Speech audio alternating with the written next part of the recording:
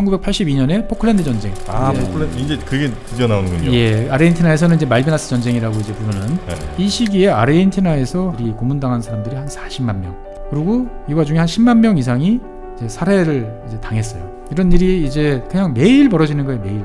여성들 같은 경우는 이제 성고문을 자행을 하는데 일부러 임신을 시켜요. 일부러? 예, 일부러 임신을 시킨 다음에 아이들을 출산시킨 다음에 엄마는 살해하고 이 애들을 이제 그 친정부 성향의 가정에다가 입양을 시킵니다. 제정신이 아니네 여기도. 이렇게 한 이유가 뭐냐면은 최준영 박사의 지구본 연구소 시즌2 38번째 시간이 시작됐습니다. 이번 시간도 역시 우리 최준영 박사님과 함께 하겠습니다. 어서 오십시오. 네, 안녕하세요. 어서 오세요. 네. 자, 우리 아르헨티나 Don't Cry For Me 아르헨티나 거기까지 들었고 네. 그 이제 아르헨티나의 역사, 히스토리를 이제 또 가야 되는데 예, 아르헨티나 역사도 참 파란만장해가지고 그럴 것 같아요. 딱 느낌이 예. 웬만한 나라들은 뭐 못 비빌 것 같은. 그래서 크게 한 세 부분 정도 나눠서 아마 일단은 네. 오늘 말씀드릴 분량은 아마 분량이 넘칠 것 같아요. 그래서 처음에는 이제 대항해 시대의 어떤 그때는 뭐 별로 일단 뭐 마젤란 이야기를 잠깐 한번 네. 해볼 수 있는 거죠. 역사 시간으로 돌아가서. 마젤란. 예, 마젤란. 마젤란이라는 사람은 이제 세계에서 처음으로 한 바퀴 세계 일주를 한 사람이죠. 네, 배로. 예, 그래서 그때 이제 저번에 아르헨티나 첫 시간에 말씀드린 것처럼 마젤란 해협을 통과를 해서 네, 태평양으로 네, 나간. 그러니까 대서양으로 와서 끝다리에서 쫙 해서 태평양으로. 그렇죠. 태평양으로 나간 최초의 어떻게 보면 유럽인. 그 험한 마젤란 해협을 딱 나갔는데 갑자기 절망해버린. 바다가 평평한데 너무 넓어. 너무 넓은 거죠. 거기까지 들었잖아요. 예. 태평양을 그럼 건너갖고 다시 인도를 돌아서 그다음에 희망봉을 돌아서 그때는 이제 남아프리카 희망봉 돌아서 그다음에 유럽까지. 좀 힘들었겠죠. 대단하다 이분도. 여왕님이 부르면 달려갈 거야. 태평양을 건너 인도양을 건너. 딱 그런 상황이죠. 뭐 그런 거 아니겠어? 이제 보통 마젤란 그러면은 이제 스페인 사람이라고 생각들 하시는 분이 많아요. 아니요? 예, 아니에요. 원래는 포르투갈 사람이에요. 그래요? 네, 포르투갈이 이제 그 대항해 시대를 이끌었던 첫 번째 나라잖아요. 그렇죠. 지금은 이제 쪼그라든 나라지만 포르투갈의 그 사람들이 처음으로 인도에 왔죠. 인도에 와서 인도에 이제 고아라는 그 지역을 자기 식민지로 이제 삼고 거기다가 동인도 회사를 세웠는데 여기에서 이제 마젤란은 선장이었어요. 인도를 배경으로 해서 활동했군요. 그래서 인도 주변에서 이제 향료 무역도 하고 그러면서 이제 주변 지역의 바다에 대한 노하우나 여러 가지를 이제 많이 이제 알은 거죠. 근데 이 양반이 이제 여기서 한 7년 정도 있다 보니까 내 월급이 너무 짠 것 같아요. 내가 벌어주는 거에 비해서. 그래서 월급도 좀 올려달라. 그러다 플러스 내 요 인도 주변만 말고 저 멀리 내가 이야기를 쭉 들어보니까 이 바다로 저쪽 동쪽으로 나가면 인도 쪽에서 큰 바다가 있는데 그러면은 그쪽으로 가면은 서인도까지 갈 수 있을 것 같다. 내가 그쪽까지 한번 가보겠소. 예, 그러니까 흔히 말하는 태평양을 이제 횡단을 하는 어떤 그런 원거리 무역을 나한테 할 수 있는 권한을 달라. 그렇게 뭔지는 몰랐겠죠. 그렇죠. 그렇게 뭔지는 몰랐던 거죠. 근데 이제 포르투갈 동인도에서 하던 일이나 잘해. 라고 하니까 이 양반이 이제 회사를 때려치고 이제 스페인으로 갑니다. 라이벌인 스페인으로 가서 나한테 좀만 도와주시면 내가 이제 인도하고 말라카에 있는 이제 이 향신료를 스페인 당신들한테 드리겠습니다. 라고 이야기를 이제 한 거예요. 지금. 예. 근데 이게 보면은 스페인은 사실 당시에 조약상 그 인도로 갈 수가 없었어요. 갈 수가 없다고요? 예. 왜요? 이게 이제 세계 최초의 어떻게 보면 국제 조약 비슷한 이제 토르데시아스 조약이라는 게 있는데 이 스페인하고 포르투갈하고 막 뛰어나가다 보니까 이 나라들이 서로 싸우는 이제 상황이 됐던 거죠. 근데 이렇게 둘 다 싸우면은 우리가 공멸할지도 몰라라고 하니까 이 사람이 이제 교황을 찾아가서 우리 어떻게 좀 싸우지 않게 중재를 좀 하는 게 좋겠습니다라고 했더니 이제 원을 이렇게 아프리카 서쪽 480km를 기준으로 해가지고 그 서쪽은 스페인 땅, 그 동쪽은 포르투갈 땅 이렇게 자른 거예요. 보면 아프리카 서쪽을 기준으로, 그러니까 우리가 아프리카 서쪽을 기준으로 서해안을 기준으로 해가지고 480km를 이렇게 쭉 잘라보면 대서양이잖아요. 보면 거기가 대서양에서 이만큼 이제 원을 그려보면은 남미 대륙 일부가 들어와요. 거기까지 걸린 게 브라질이구나. 그렇죠. 그래서 그 땅이 포르투갈 땅이에요. 포르투갈 땅이 된 거고. 그리고 그 땅보다 더 서쪽에 있는 땅들은 스페인 땅이 된 스페인 거고. 땅인 거예요. 이제 보면은. 그 교황 누군지 참. 지네 마음대로 그러니까 참나 글로벌하게 하셨네 교황이. 예. 그러니까 이렇게 끌고 나니까 이제 이쪽으로만 생각을 해보면은 스페인은 이제 그 인도로 가기가 대서양 쪽으로는 예. 딱 막혀 있는 이제 네네. 이런 생각이었던 거죠. 이제 보면은. 근데 이제 지구를 반대로 놓고 생각을 해보면, 네. 야 이건 대서양 쪽으로만 긁어놓은 거니까 우리가 이쪽 서쪽으로 그러니까 이제 지금 태평양이 있는 이쪽으로 아프리카 동쪽으로 돌아가서 인도에서 그러니까 그걸 더 지나서 태평양을 지나서 와서 인도까지 가는 거는 상관이 없잖아. 라고 이제 이야기를 한 거죠. 지구를 이때만 해도 인도라고 하면 그러니까 그 아메리카 대륙을 인도라고 생각을 했던 건가 보죠? 서인도라고 착각을 했던 거죠. 서인도로 착각을 했던 거죠. 그러니까 이제 이 사람들이 탐험을 하면서 처음에 이제 희망봉을 돌아가지고 인도까지 갔어요. 네. 인도까지 이제 가는 것들은 아프리카 대륙을 쭉 따라서 밑으로 내려가서 올라가면 인도로 가는 거니까 네. 이렇게 갔는데 실제로 그 다음에 이제 콜럼부스가 서쪽으로 가서 이제 아메리카 대륙을 발견했는데 아메리카 대륙을 간 거는 그 이유는 아메리카 대륙을 발견하려고 간 게 아니고 인도로 가는 길을 발견하려고 갔다가 그게 인도인 줄 알아서 서인도 제도로 하는 이제 그런 황당한 이름을 붙였던 거죠. 보면.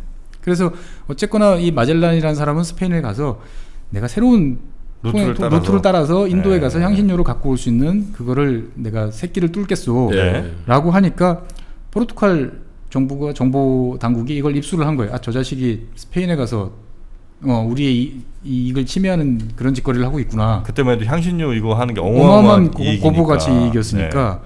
그래가지고 야 너 다시 와 그러면 좀 우리가 월급도 좀 더 주고 할게 막 그랬더니 말을 안 들었어요. 맞아요. 여기서 이게 내가 잘해볼 수 있을 것 같아. 그러니까 포르투갈이 이 사람한테 이제 걸석 재판을 열어서 사형 선고를 내리고 함대를 보내서 이 사람을 이제 잡으러 갑니다. 사형 선고를 내려요? 예. 배신이야? 배신이죠. 반역이야. 예. 그러다 보니까 이제 이 스페인 왕이 내준 이제 그 함대를 이끌고 마젤란은 허겁지겁 이제 막 항해를 시작을 한 거죠. 도망을 가버린 거네. 그래서 동함을 가는데 못 쫓아오게. 이 스페인 함대를 한 5척 됐는데 함장들 입장에서 보면 기분이 안 좋은 거예요. 어디서 굴러먹던 이 포르투갈 놈이 갑자기 와가지고 네가 무슨 대장이야 막. 예. 여러모로 어려움이 많았네요. 그렇죠. 막 뒤에선 쫓기죠. 그러다 중간엔 또 결국은 이제 반란이 벌어집니다. 내부 반란이. 예, 내부 반란이 벌어져. 스페인 선원들이. 예, 스페인 선원이. 그래서 또 반란을 제압하기도 하고. 그러면서 이제 그 와중에 이제 마젤란 해협을 발견을 해가지고 여기를 한 달 걸려서 이제 빠져나온 거죠. 이제 보면은. 와. 예. 그래서 이제 태평양으로 딱 오는 순간 거봐 내 말이 맞았지. 했는데 아까 이제 김프로님 말씀하신 것처럼 바다 사이즈를 착각을 한 거예요. 넓어도 너무 넓어. 너무 넓은 거예요. 그러니까 이제 이렇게 큰 바다일 거라 생각을 못 하고 생각보다 지금 태평양 사이즈 한 3분의 1이나 4분의 1 정도 사이즈로 생각을 했던 거죠. 그러니까 이렇게 큰 바다일 줄 알았으면은 내가 요만큼만 배를 내주면 내가 갈 수 있습니다라는 생각을 안 했을 텐데. 예. 그러다가 어쨌거나 이 계속 항해를 해서 거짓골을 하고 필리핀 세부까지 갔어요. 세부까지 갔는데 와. 여기서 결국 원주민한테 이제 그 죽임을 당하죠. 마젤란이? 예, 마젤란이. 아, 그래요? 예. 일주를 한 건 아니네. 그러니까. 본인이 일주를 한 건 아니에요. 네. 본인이 대장으로 여기까지 왔다가 그래서 필리핀에서 이제 숨을 거두고 그 다음에 이제 남은 이제 친구들이 이제 거짓골이 돼가지고 함대가 돼서 어쨌거나 말라카까지 갑니다. 보면은 말라카 해협에 가서 이 그동안에 포르투갈 애들이 독점을 하고 있던 향신료 육두구를 이제 획득을 해가지고 이제 아프리카 바다를 돌아가지고 이제 올라오다가 결국은 세네갈 앞바다에서 포르투갈 함대에 이제 그걸 뺏깁니다. 보면은. 야, 지구 한 바퀴 돌아서. 지구 한 바퀴 돌아봤는데. 결국 포르투갈이네. 예, 결국 포르투갈이 쫓아온 거죠. 그래서 이 마젤란 XX 어디 있어? 그랬더니 이렇게 저기 필리핀에서 죽었어요. 그러면 됐고 너 그럼 너 갖고 있던 거나 지금 다 내놔. 그래가지고 그나마 것도 다 뺏겨서 거짓골이 된 다음에 결국 목숨은 살려줄게. 그래가지고. 이제 스페인으로 돌아갈 수는 있게 해준 거죠. 야. 그러니까 스페인 입장에서 봤을 때는 지구를 한 바퀴 돌았어라는 명분은 얻었는데 남은 건 아무것도 없는 거죠. 사실은 엄청난 투자를 한 건데. 몇 년 걸린 거예요 이게? 한 10년 안 걸렸어요. 아니 10년까지는 아니고요. 뭐 한 2년, 2, 3년 걸린 거죠. 2, 3년 걸린 거죠. 이제 보면은. 2, 3년이면 빨리 돈 거지. 그렇죠. 대박이다. 그러니까 어쨌거나 이제 이 와중에 마젤란 해협이라는 게 그래서 뭐 아르헨티나 땅이니까 이제 인연이 있는 거고요. 그래서 스페인 식민지로 본격적으로 되기 시작했던 것들은 이제 1516년인데 정착이 시작됐던 거는 1536년. 그래서 네. 부에노스아이레스 지역에 정착을 시도했다가 원주민하고 티닥티닥 하다가 일단은 포기합니다. 여기 원주민들이 좀 세네, 뭐 이런 생각을 했는지. 네. 그러다가 1580년에 이제 정착을 이제 하게 돼요. 그러니까 16세기 후반 정도부터 이제 스페인 이제 식민지가 이제 본격적으로 되기 네. 시작을 했고요. 네. 그러다가 이제 그 1580년부터 본격적으로 스페인 식민지가 돼서 페루 총독이 다스리는 땅으로 일단 됩니다. 근데 페루에서부터 부에노스아이레스까지 오기에는 사실은 안데스 산맥을 넘어야 되기 때문에 되게 멀잖아요. 되게 멀고 이제 힘든 이제 이런 지역이었던 거죠. 그래서 1776년 거의 한 200년 정도를 이렇게 불편한 상태에 있다가 네. 이 지역이 괜찮은 것 같다고 생각을 하니까 부에노스아이레스에 별도의 총독부를 설치를 해요. 여기가 훨씬 낫지. 훨씬 낫죠. 예, 그러면서 이제 페루는 이제 태평양 쪽, 그 다음에 부에노스아이레스 이쪽은 이제 유럽 중심의 무역항으로 본격적으로 이제 발전하기 시작을 합니다. 네, 네. 예, 그러다가 19세기 초반 1806년에 난데없이 영국이 쳐들어옵니다.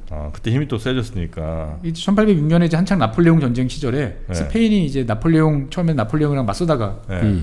뒤지게 터지고, 네. 그 다음엔 또 나폴레옹 편에 씁니다 보면은. 그렇죠. 그러니까 이제 그 영국 입장에서 봤을 때는 스페인은 적이 됐으니까 스페인이 가지고 있는 땅은 이제 우리가 마음대로 침공해도 되는 땅으로 돼서 1806년에 이 먼 곳까지 이제 그 영국이 침공을 해요. 네. 부에노스아이레스에 침공을 하는데 부에노스아이레스에 있던 이 스페인 이 식민지에 있던 사람들이 그 부에노스아이레스 시민들이죠. 이 사람들이 들고 일어나가지고 영국군을 격퇴를 합니다.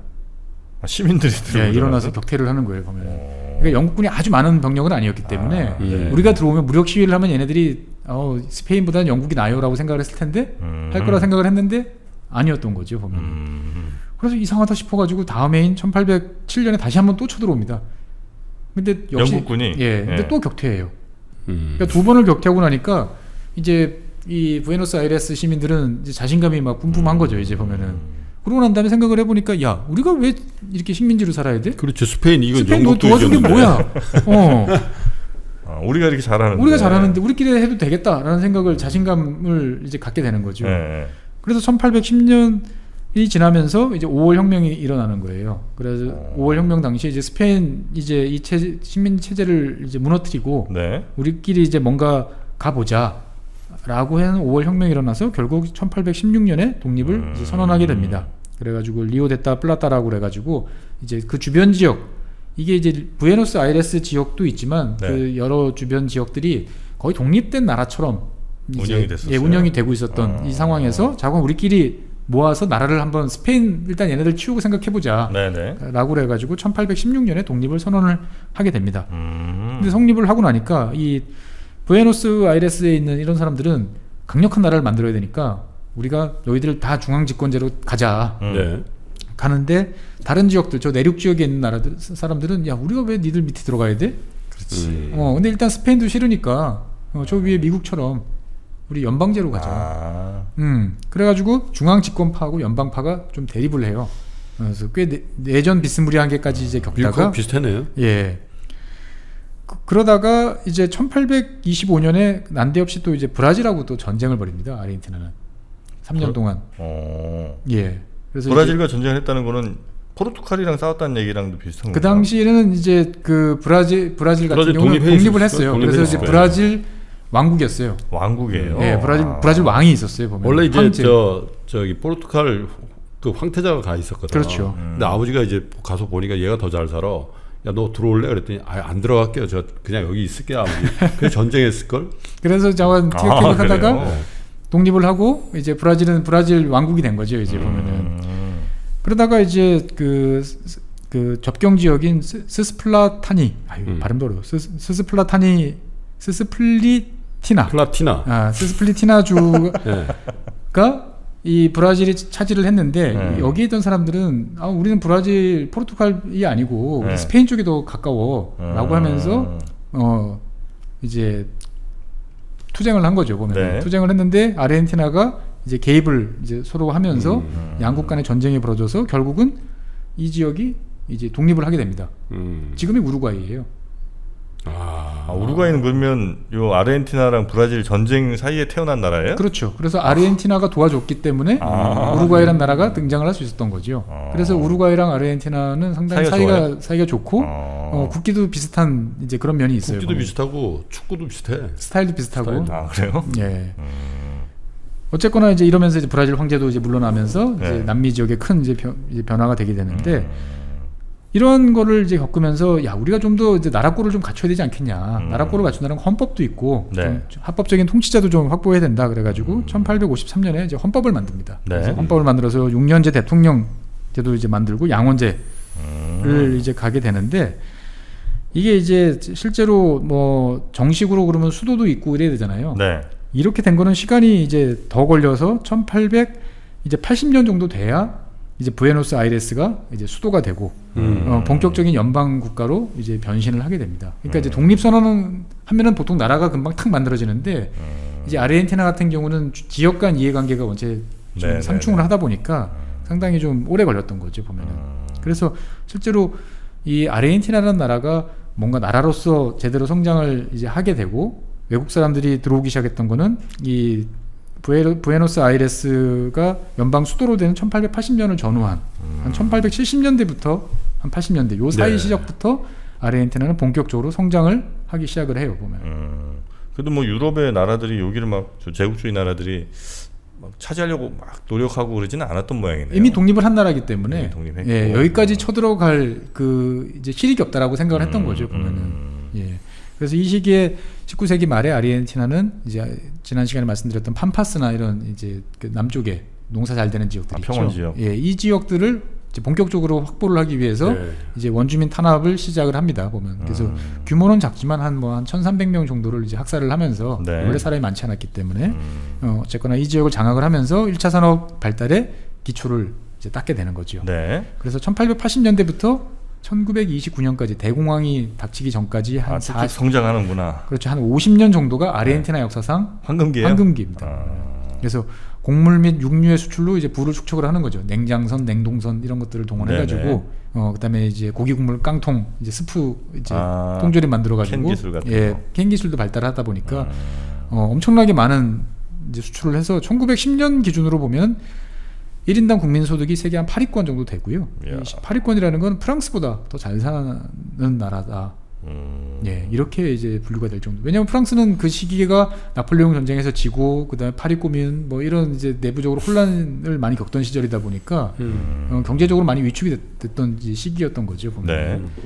그래서 어쨌거나 이 지역은 그래서 남미의 이제 프랑스다라는 이름, 뭐 이제 부에노스아이레스는 남미의 파리다 이런 이제 평가를 들을 정도였고. 외국 자본들이 물밀듯이 들어옵니다. 투자를 하려고. 그래서 광대한 철도망, 평야지대가 많다 보니까 철도 건설이 좋잖아요. 쉽겠네. 예, 그래서 이제 이 철도망들이 여기저기 깔리고 그게 부에노스아이레스의 레리토라는 역으로 다 집중이 되는 이런 모습이 되고요. 얼마나 잘 살았는지 이 시기가 1911년에 남미 최초의 지하철이 부에노스아이레스 개통이 됐어요.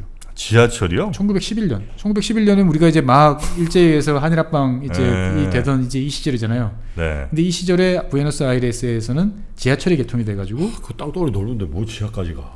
그러니까 부에노스아이레스가 이미 도시가 그만큼 복잡해지고 도시화가 됐다. 도시화가 이미 이루어졌던 거죠 보면은. 그래서 도로, 전기, 뭐 통신, 뭐 이런 것들이 외국 자본에 의해서 건설이 되고 사람들이 많이 왔고 그래서 엄마 찾아 산말리에 나오는 이제 마르코 엄마도 이제 이 지역까지 이제 그것도 보면 지금 얘기한 그 역이 나온다고. 그렇죠. 보면. 아 그래요? 엄마 찾아 산말리? 마르코 돼서 그 원숭이 있잖아. 그래 해가지고 어깨 위에 딱 올리고 이제 보면은 그 예나 지금이나 우리 어디서 만나자는 건 항상 역광장 어느 역에서 만나자 이게 이제 제일 확실한 것 같아요 보면은.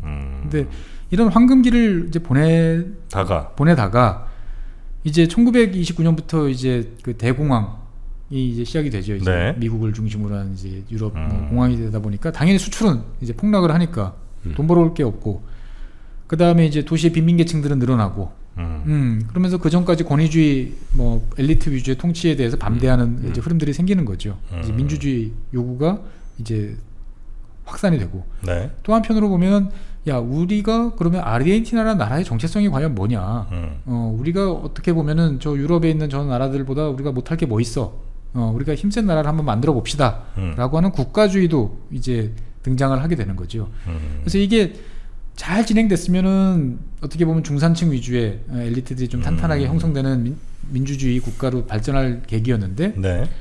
이제 그 이미 이제 그 황금기를 지내면서 이제 1차 산업 위주로 돈을 벌다 보니까 대농장을 갖고 있던 사람들, 기득권 그리고 그렇지 않은 사람들 양극화가 이제 됐던 거죠. 네. 그러네. 예.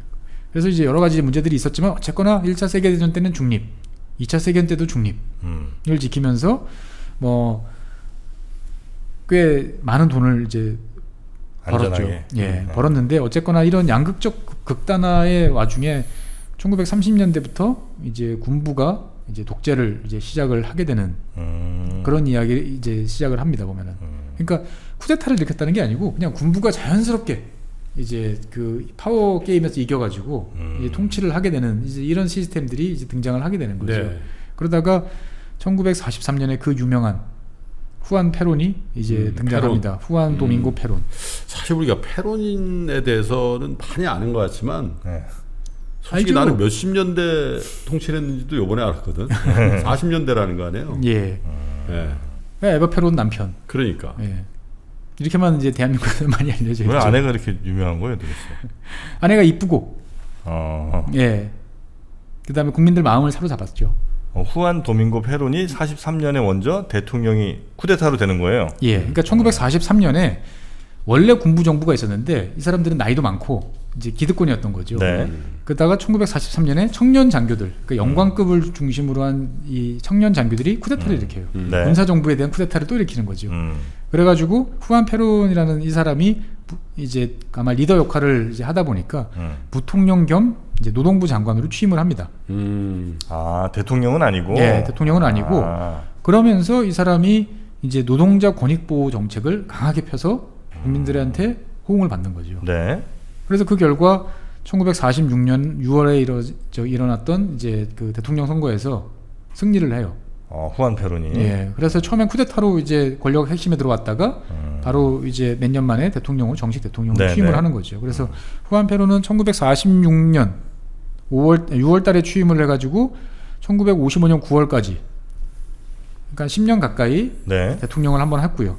그러다가 1973년 10월부터 1974년 7월까지 한 1년 정도, 1년도 안 되죠, 보면은 다시 대통령을 한 번 더 합니다. 한 20년 지나서요? 네. 군 20년 지나서? 예. 이것도 신기하네. 그래서 이 얼마나 페론 젊을 때 했네. 이 지구본 연구소에서 첫 번째로. 가끔 가다 보면은 이제 문제적 인물에 대해서는 따로 이렇게 이야기를 좀 하는데 네네네. 후안 페론 이야기를 잠깐 좀 해보면 네. 1895년생이에요. 그러니까 19세기 말에 태어나서 1974년까지 이제 살던 양반인데 어머니는 이제 숨기고 싶었지만 원주민 계통이라는 이야기가 많습니다. 예. 그러다가 1911년부터 이제 군인 생활을 시작을 해요. 군사학교 들어가서 군인 생활을 시작을 해서 아마 잘 했는지 승진이 아주 빠르진 않았지만 차곡차곡 계단을 밟고 올라가서 이탈리아 이제 아르헨티나 대사관 파견도 나가면서 거기 있으면서 당시에 이제 무솔리니, 네. 파시즘 이런 거를 보고 여러 가지 생각을 많이 했답니다. 보면. 된 거 배웠구나. 근데 이제 보통 파시즘에 대해서 우리는 되게 부정적, 당연히 부정적이죠. 네. 부정적인데 이 당시 사람들한테는 꽤 매력적이었어요. 왜냐면 그 거악을 우리 도대체 민주주의도 맨날 혼란스럽고 그렇다고 공산주의 저건 아닌 것 같고 라고 생각하는 사람한테 파시즘이라는 거는 상당히 이제 일사불란하고 효율적이고 그 다음에 국가가 서민들을 보호해주면서 어떻게 끌고 나가는 부국 강병을 나가는 그런 길이라고 생각을 했던 거죠. 네. 파시즘의 원조는 히틀러가 아니고 무솔리니입니다. 히틀러도 무솔리니한테 배웠어요. 처음엔 제자였어요, 보면은. 무솔리니가 제자? 예, 제자였죠. 무솔리니는 이탈리아 사람들한테 큰 임팩트를 줬죠. 기차가 정시에 다니게 하는. 그 전까지는 정시 안 다녔어요? 그렇죠. 그래서 지금 우리가 보고 있는 이 로마의 모습은 사실 무솔리니가 만들어 놓은 거예요. 그래요? 네. 그래서 이제 밀 땐 밀고, 닦을 땐 닦고, 발굴할 건 발굴하고, 메울 건 메우고, 그러면서 이제 지금의 로마가 되고, 무솔리니가 지금처럼 로마를 바꾸기 전에는 로마가 말라리아 천국이었어요. 저습지대가 많고, 덥고 막 이러다 보니까. 그래요? 네. 언제 기회가 되면 무솔리니 이야기도 다시 한번 할 텐데. 그때 인기 많았겠네, 그러면. 당연히 인기가 많았으니까, 그거를 본 많은 유럽의 지도자들이 파시즘이라는 길을 선택을 했던 거고 국민들도 선택을 했기 때문에 히틀러도 결국은 투표로 당선된 사람이잖아요. 솔리니? 요즘에 제가 못 당하겠어요, 형님. 형님 개그는 이제는 제가 저 형이라고 3년 지내니까 제가 어떻게 범접할 수준이 아닌 것 같습니다. 그래서 후안 페론이 이제 어쨌거나 이 유럽에서 돌아와서 에헤. 동료들하고 같이 이제 쿠데타를 일으켰죠. 그래서 이제 노동부 장관이 됐는데 노동부 장관이 돼서 했던 게 뭐냐면 노동 조건 개선, 8시간 노동, 장기간 노동. 웬일이래요? 근데 이런 거 할 백그라운드가 아닌 것 같은데. 왜냐면 봤던 거죠. 보다 보니까 쿠데타를 했다는 거는 불만이 있는 거고 네. 불만은 뭐냐면은 왜 저러 가진 놈들만 저렇게 잘 살고 대부분 국민들은 못 살아야 될까? 네, 네, 왜 노동자들은 착취당해야 될까? 농민들은 왜 힘들게 살아야 될까라는 문제의식을 해결하는 방식으로 쿠데타를 권력을 잡고 그걸 개선하기 위해서 했던 거죠. 그래서 노동 조건 개선, 그 다음에 임금 인상 이걸 통해 가지고 도시 노동자들의 지지를 이제 확보를 이제 당연히 네. 했지만 뭐 이 와중에 토착지주라든지 외국 자본가들은 당연히 싫어했겠죠 보면은. 그래서 이 대통령 선거를 하기 전부터 이미 이제 극좌부터 극우까지 다 좋아하는 이제 이런 사람이 됐던 거예요 보면. 극좌부터 극우까지. 그래서 되게 이제 이런 와중에 이제 페론주의가 등장을 하게 됩니다. 페론주의. 페론주의가 도대체 뭐냐는 사실 잘 모르겠어요. 저도 되게 헷갈려요. 근데 저는 그냥 온정주의, 국가 온정주의라고 이제 보통 생각을 하는데 국가가 자유롭게 자식들을 잘 돌봐주는 대신 자식들은 어떻게 돼요? 국가에 대해서 협조하고 서로 따라가는 거죠. 좀 어려운 일이 있어도 같이 협조해가는 그런 건데 뭐 학자들이 정리해 놓은 거를 보면 크게 한 3가지 정도 된 거예요. 일단은 중앙 집권적인 권위주의 정부. 중앙 정부가 좀 강해야 된다. 네. 왜냐면 파시즘 영향을 좀 받았으니까. 두 번째로는 이제 외세로부터의 독립. 이거는 이제 남미 국가들 특징이고. 그다음에 세 번째로는 이제 자본주의도 사회주의도 아닌 이제 공산주의도 아닌 독자적인 경제 발전 노선을 이제 추구를 하는 민족주의가 가미된 어떤 이런 노선인데. 네. 페론 대통령은 이제 사회정의라는 이야기를 상당히 많이 했습니다. 사회정의. 정의사회 구현이죠 보면은. 많이 들어본 건데. 많이 들어봤죠 보면은. 그러니까 뭐냐면은 노동조합에 대해서 사회적으로 경제적으로 양보를 많이 해줍니다. 노동조합이 요구를 많이 들어줘요. 대신 노조는 국가에 종속되는 존재로 이제 들어오게 됩니다. 어떻게 보면은 이제 서로가 타협을 봐서 싸우지 말자. 계급적으로 우리가 싸울 필요가 없지 않냐. 우리가 싸울 상대는 저 돈 많고 매판 자본가나 이런 애들이지. 왜 민족의 열망으로 세워진 국가가 왜 노동자 농민들하고 왜 싸워야 돼? 우리가 니들 원하는 거 들어줄 테니까 너희도 같이 우리 뜻에 맞춰서 가자 라는 거였죠 보면은. 그래서 계급 화해를 강조하는 포퓰리즘이다. 네. 이렇게 이제 보시면 되는데 이 와중에 당시 이제 시대 상황이 그러다 보니까 개인 숭배, 그다음에 시민의 국가 종속 뭐 이런 것들이 이제 어우러지는 게 이제 파시즘적인 요소들이 이제 네. 덧붙여지는 거죠. 그래가지고 이제 그 사실 페론이 순탄하게 대통령이 된 건 아니에요. 1943년에 쿠데타를 일으켰는데 네. 1945년에 이 동료 세력들한테 군부 안에서 내부적인 권력 다툼 때문에 빵에 갇힙니다. 그래요? 예, 빵에 갇혀요. 인기가 좋았지만 인기 좋은 거를 이제 두려워했던 거죠 보면. 너가 뭔데 막 치고 나가냐 막 이런. 그러고 나니까 이제 어떻게 되지? 라는 상황에 유명한 인물이 등장하는 거죠. 에바 페론이 등장합니다. 와이프.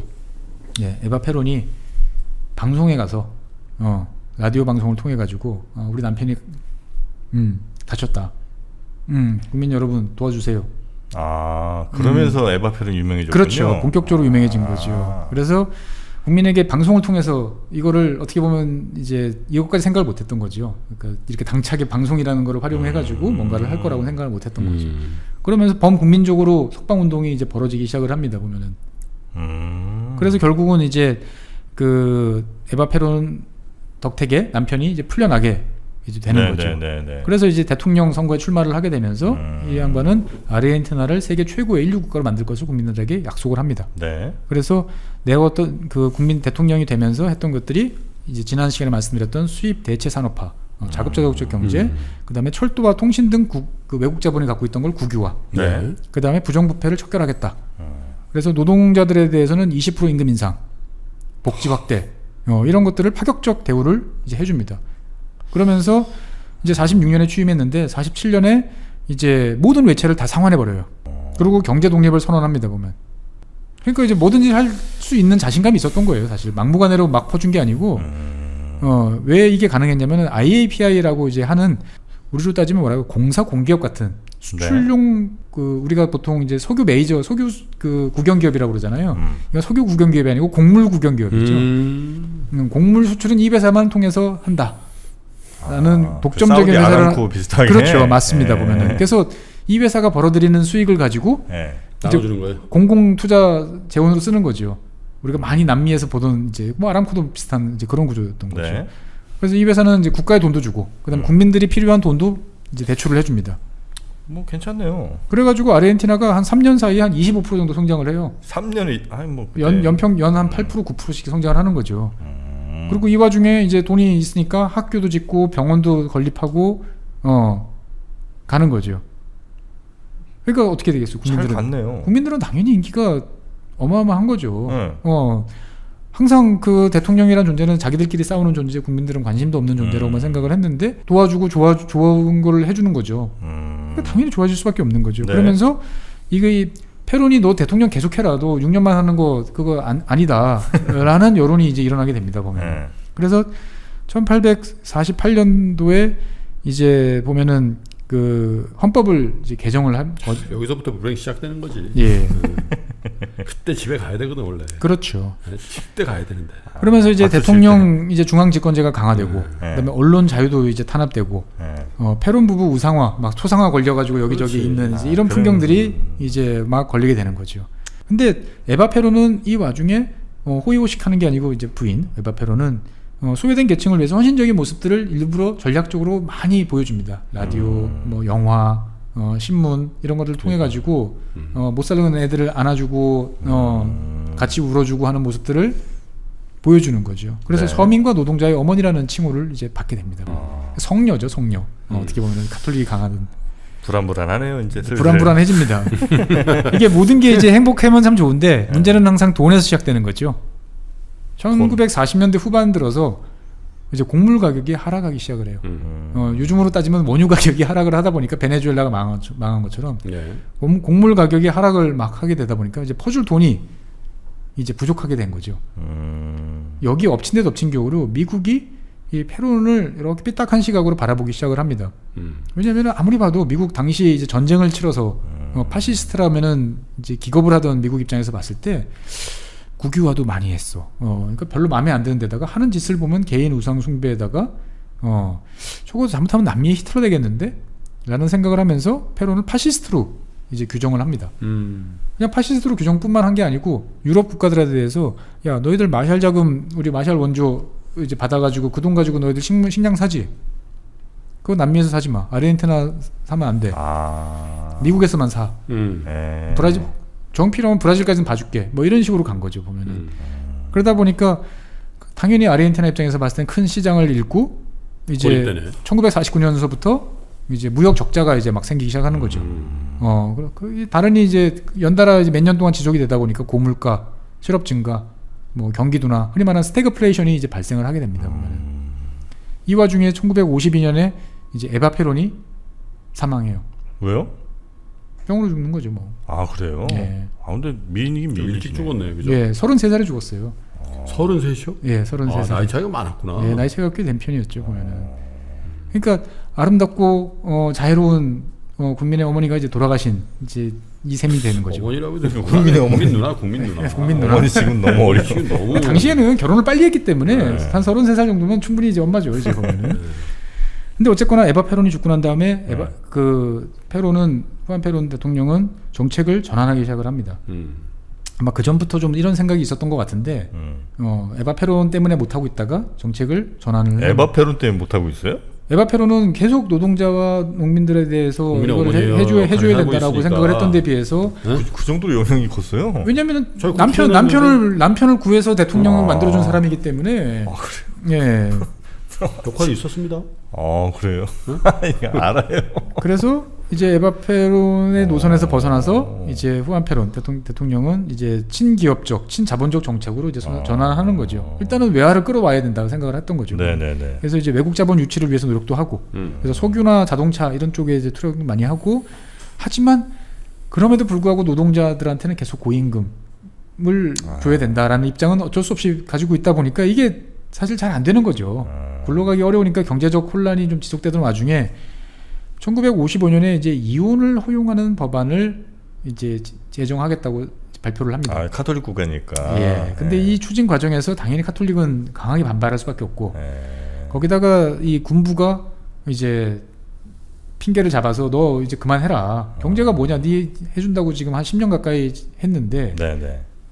처음엔 잘하는 것 같다가 다 망쳤으니까 네 책임져야 되는 거 아니냐.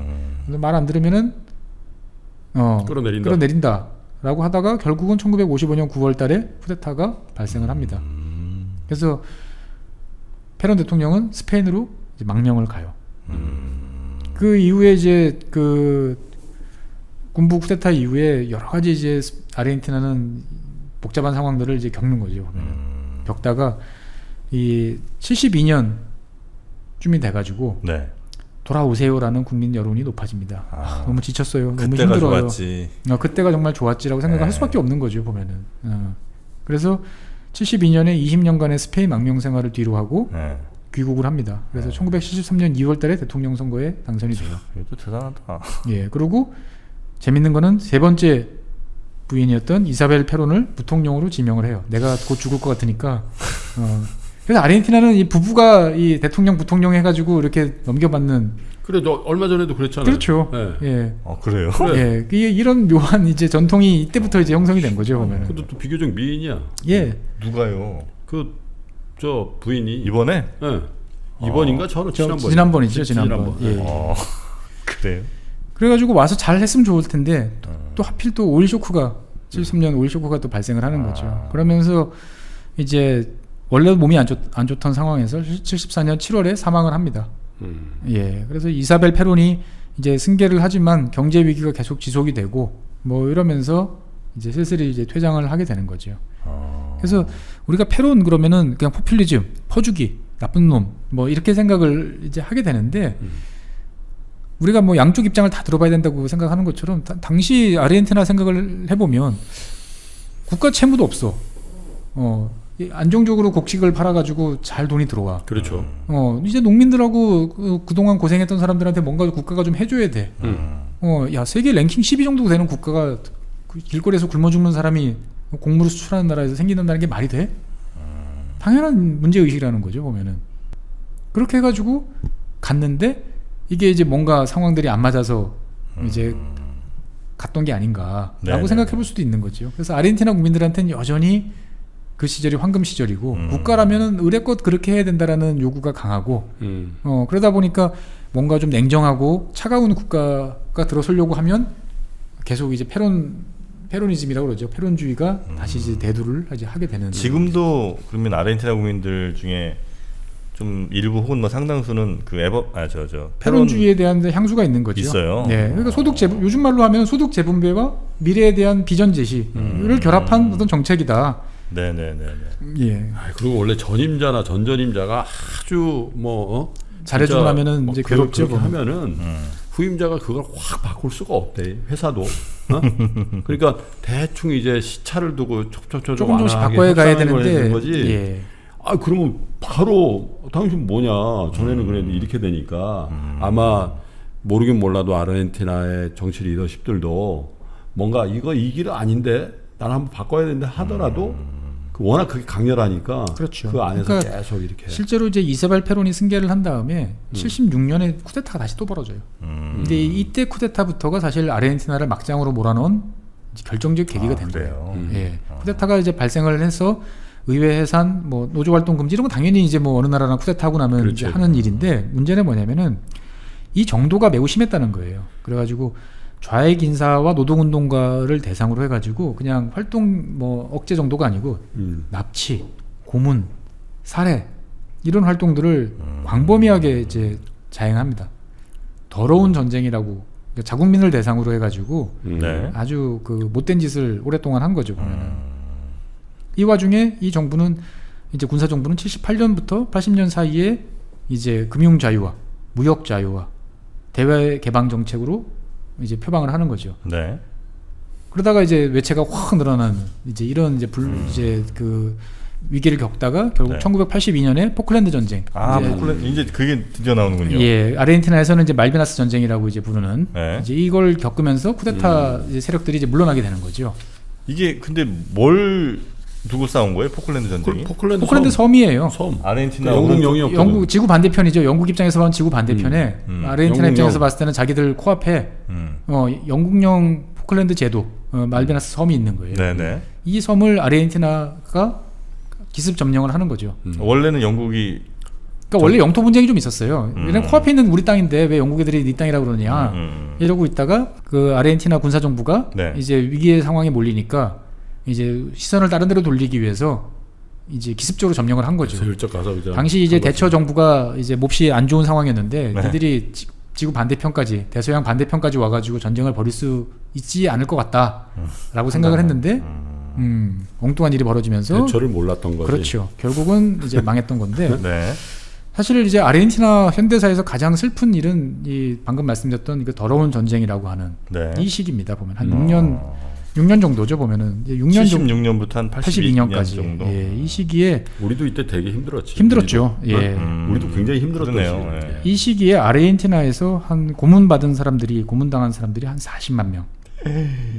그리고 이 와중에 한 10만 명 이상이 이제 살해를 이제 당했어요. 10만 명 정도가 살해를 당했는데 이게 이제 뭐 고문을 하다가 죽었어요. 이게 아니고 고문은 고문대로 다 하고 다음 날 아침에 아침이 아니라 그냥 강에다 던지고 심지어 이제 강에다 던지면 사람들 눈에 띄잖아요. 그러면 이제 공군기를 동원합니다. 사람들을 줄줄이 끈으로 묶어가지고 돌멩이를 매달아가지고 바다에. 예, 대서양에 던집니다. 보면은 이런 일이 이제 그냥 매일 벌어지는 거예요. 매일. 예. 그래가지고 이제 마구잡이로 이제 체포하고 고문하는 거죠. 당연히 재판이 없이 뭐 그냥 살해하는 거고. 여성들 같은 경우는 이제 성고문을 자행을 하는데 일부러 임신을 시켜요. 조직적으로. 일부러? 예, 일부러 임신을 시킨 다음에 아이들을 출산시킨 다음에 엄마는 살해하고. 그러면 애들은 이제 아무것도 좀 전복이니까 아무것도 모르잖아요. 이 애들을 이제 그 친정부 성향의 가정에다가 입양을 시킵니다. 제정신이 아니네 여기도. 이렇게 한 이유가 뭐냐면은 네. 이 사람들이 이제 명분으로 내걸던 게 뭐냐면 당시 이제 CIA 이제 뒷받침으로 해가지고 CIA? 예, 브라질, 칠레, 콜롬비아, 파라과이, 우루과이 등 5개 나라가 이제 공동으로 이 당시 이제 우익 독재 국가들이 그래서 피노체트도 그런 일 했잖아. 그렇죠. 좌파 척결을 이제 목표로 해가지고 각국이 이런 비슷한 일들을 다 했었어요. 근데 아르헨티나가 이제 가장 심했던 거고. 그래요. 그 다음에 이 묘한 어떤 미친 학자가 공산주의는 정신병이다. 한번 물들면 빼내기가 되게 힘들다. 그렇기 때문에 여기에 물들지 않은 어린애들한테 잘 키워야 된다. 국가적으로. 그렇기 때문에 때묻지 않은 아이들을 이 군사정부에 찬성하는 집에 보내서 잘 키워서 이념 전쟁이 또 워낙 심할 이념 때기도 전쟁이죠. 하니까. 그러니까 되게 황당한 일인 거예요. 보면은 이런 일이 이제 1980년대 이제 벌어진 거죠. 우리도 군부 독재에서 참 엄혹한 세월을 보냈다 생각했지만 사실은 이 아르헨티나나 이런 그래도 아르헨티나가 제3세계 국가 중에 하나긴 하지만 그렇다고 그래도 꽤 사는 나라였는데 이런 일이 이제 벌어졌던 거죠. 그래서 당시 한 30만에서 한 200만 명 추산에 따라 좀 다르긴 한데 탈출을 시도했는데 탈출 시도하다 또 많이 죽습니다. 여기도 굉장히 그 역사적 상처가 좀 있네요. 상당히 커요. 그래서 이제 이 콘도르 작전과 더러운 전쟁에 따른 사회적 상처는 지금까지도 이제 사실 내려오고 그렇겠네요. 있고요. 또 연좌제도 실시를 해가지고 누구 한 사람이 이제 뭔가 죄명 없이 이렇게 잡혀 들어가면 그 가족들은 뭐 일제 공직이나 뭐 사회 진출에 이제 우리도 그랬죠. 예, 우리도 사실 그랬던 건데 훨씬 더 심했어요. 신원조회라는 말이 일상적이거든. 입사할 때도 신원조회 다 하고 공무원. 나는 알지도 못하는 뭐 지금도 공무원은 그런 거 할 걸. 예, 합니다. 하지만 이제 뭐 그게 아주 결정적이진 않은데 여기는 이제 그런 식으로까지 이제 됐던 거죠.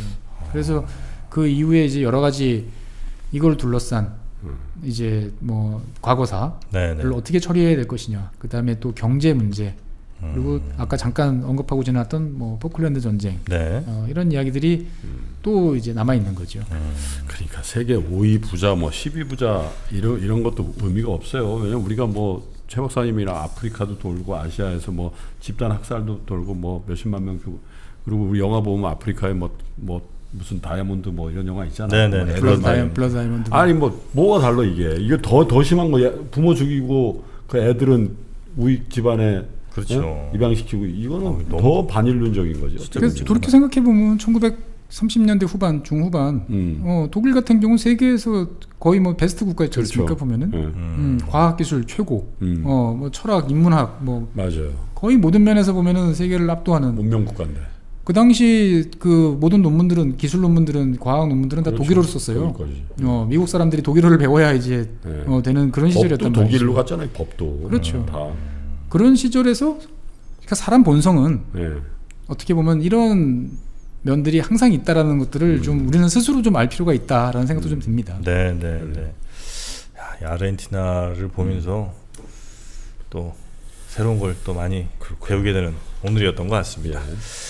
자, 오늘 아르헨티나 얘기는 이제 여기 끝입니까? 한 번 정도 해야죠. 뭐 포클랜드 그렇습니까? 전쟁 이야기 잠깐 하고, 네. 그 다음에 이제 아까 말씀드렸던 과거사 청산, 그 다음에 이제 도대체 몇 번인지도 잘 기억도 안 나는데 몇 번씩 이제 엎어졌던 국가부도 아하. 뭐 이런 이야기들, 네. 그 다음에 이제 프라이팬 시위 뭐 이런 이야기들까지 묶어가지고 국가 모두 중입니다. 지금 현재가 네? 얼마 안 지났어요. 며칠밖에 안 지났어. 이 기회를 타서 아르헨티나 국채에 투자하시는 분이 또 등장하실지도 모르겠습니다. 자, 그러면 아르헨티나 이어지는 또 다음 시간에 이어서 우리 최준영 박사님께 듣도록 하겠습니다.